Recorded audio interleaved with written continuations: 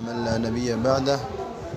إن شاء الله halkan maaragtay ku sharxaynaa buugayni New Concept English Practice and Progress book 2 Private Conversation wada sheekaysi gaar ah.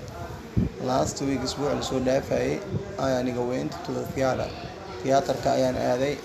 I had a very good seat oo waxaan helay kuraas aad iyo aad maaragtay u wanaagsan. The play ciyaarta was very interesting, aad bay xiiso u lahayd. I did not enjoy it, maana ku raaxaysanin.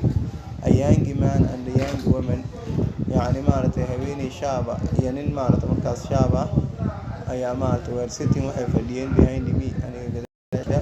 They were talking loudly, si dabaq dheer ayay u hadlayeen oo kor ah.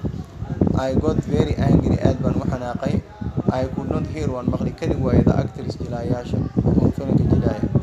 I turned round waan milacsaday. I looked at the man and the woman angrily, si xanaaq leh ayaan u fiiriyay. They did not pay any attention. Wax macnaa maaragtay markaa jixinjixa ay maaragtay isiyaan ma jirto. Waxay ii jixinjixeen mar. In the end dhamaadkii I could not bear, waan u dulqaadan waayay idwi qeeladii. I turned round again, mar kale ayaan milacsaday buu yiri. I can't hear a word, kelimad ma maqli kari. I said angrily, si xanaaq leh aan ku dhahay.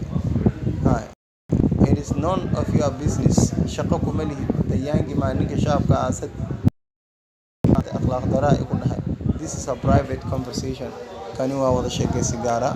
Halka ayaa maaragtay insha Allah kusoo koobaynaa casharkeeni koowaad private conversation insha Allah. Intaaynu maaragtay ku kulmi doono insha Allah xiisadaha kale ama waqtiga kale. waxaan idinkaga tegayaa asalaamu calaykum waraxmatullahi wabarakaatu oo Ustaad Cali Xasan Maxamed Cali Camuudi insha Allah janaalka insha Allah alla like saaro alla subscribe gareeyo aad u mahadsantihiin. Asalaamu calaykum waraxmatullahi wabarakaatu.